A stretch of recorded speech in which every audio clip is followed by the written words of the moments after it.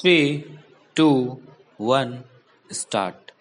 Appointment cancellation on account of backdoor appointments. Employees appointed de-horse the appointment rules and in violation of constitutional mandate of equality in public employments.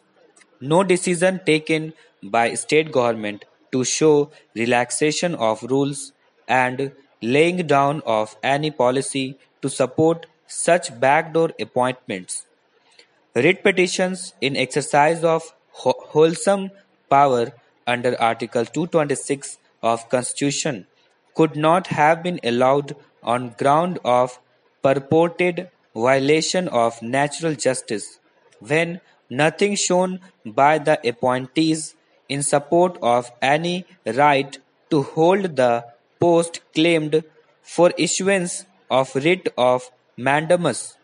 Petitioner besides showing a statutory or public duty upon the concerned authority to act otherwise must also prove coexistence of a corresponding right in himself in order to claim enforcement of said duty. Full stop.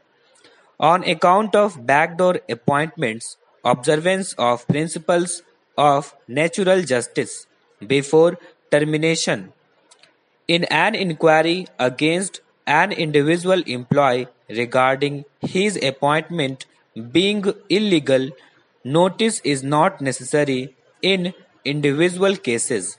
Such notice must be given to ensure that inquiry is just, fair, and reasonable.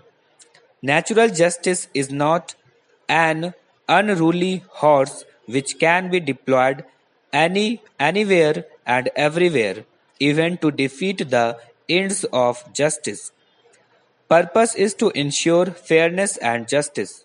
It will depend on the facts of a given case, and if on facts court comes to a conclusion that lack of notice has caused injustice or that there is fair and reasonable chance of injustice and prejudice, relevant issue may be remitted back to concerned authority for fresh decision after affording opportunity of hearing to affected party, but on a case where it has been found that backdoor procedure adopted was common to large number of employees and the concerned authority has considered foundational facts and they have been established unquestionably not only in the proceeding but also before the court in a writ proceeding, it would be unfair and unjust to segregate cases of some of the employees on the ground of alleged lack of notice and to direct for consideration of only their cases when on the facts court has already found that their appointments were made in similar fashion as those of others whose appointments have been terminated on valid grounds after giving notice. Such exercise must be futile and would involve only a wastage of public time and saddle the concerned employees with further harassment and expenses.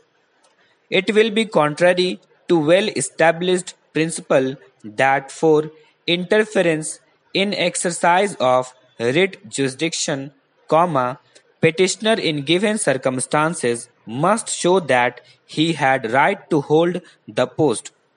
It will also tend to perpetuate injustice.